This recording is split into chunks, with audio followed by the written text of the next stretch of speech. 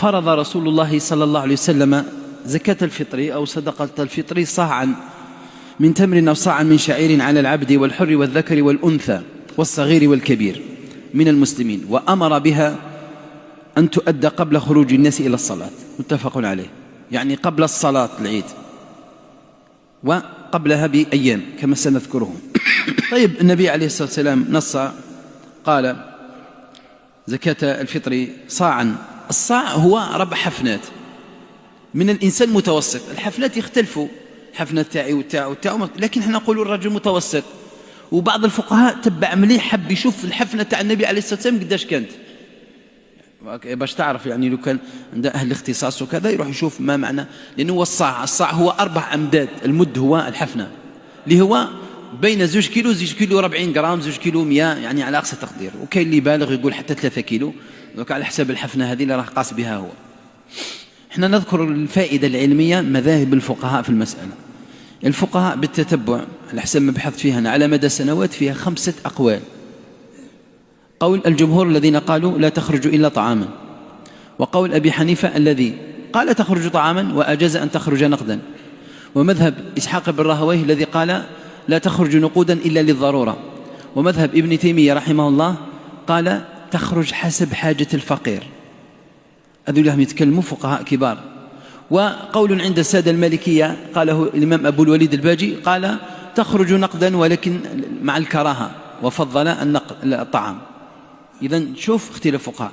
هذول الفقهاء كامل يعلمون القرآن ويعلمون السنة ويعرفون أصول الفقه ويعرفون مقاصد الشريعة ويعرفون مصطلح الحديث. كل هؤلاء الفقهاء يحبون الله ورسوله ويتبعون السنة. كل هؤلاء الفقهاء يريدون أن يصيبوا الحق. كل هؤلاء الفقهاء أمناء ونزهاء على الشريعة. كل هذه المذاهب إنما صدرت المقصود منها تقول هل المقصود حرفية النص بحيث لا أخرج إلا ما ذكر؟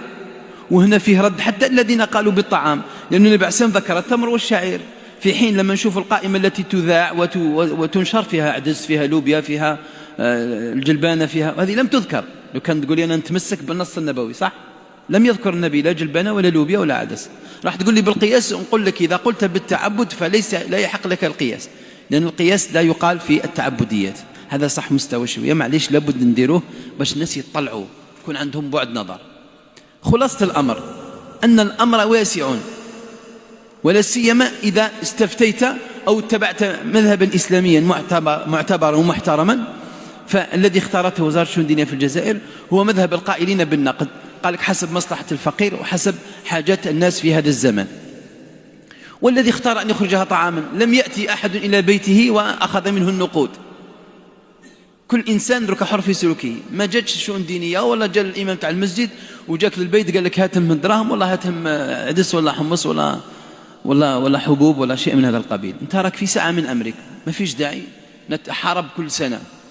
الصواريخ الباليستية طايحة من إيران على تل أبيب، وتل أبيب على جنوب لبنان، ومن إيران على مصفات النفط في الرياض، ومن إيران على البحرين وعلى قطر، وكوريا الشمالية توجد في روحها، والصين راهي يسقم في الترسانة العسكرية، وإحنا نتيروا على بعضنا على جهة زكاة الفطر نمدها. يا أخي أنا ذرك أنا الآن حر نمد زكاة الفطر، ما نمدهاش، نمدها نقود، نمدها طعام، ما نتحاربش.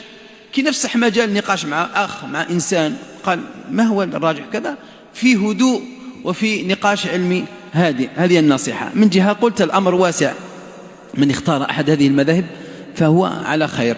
وعندما العلماء يقولون العامي والإنسان البسيط من الناحية العلمية مذهبه مذهب مفتيه. تبعت الهيئة الرسمية تاع الشؤون الدينية، تبعت من تستفتيه، تبعت المذهب اللي راك تتبعه في الكتب وفي التدين تاعك، خلاص. هذا المهم، لا تثار مشاكل ولا تثار أزمات. المهم الإنسان يؤدي العبادة كما يعتقدها صحيحة. ولكن معليش حتى كراك تسمع هذه التفصيلات وكلام الفقهاء تتنور البصيرة تاعك شوية، تولي عندك أفق واسع، تقول سبحان الله أنا ما ظنيتش باللي كاين هذه المذاهب وهذه الأقوال عند ناس يعني تفقهوا في مسائل الشريعة.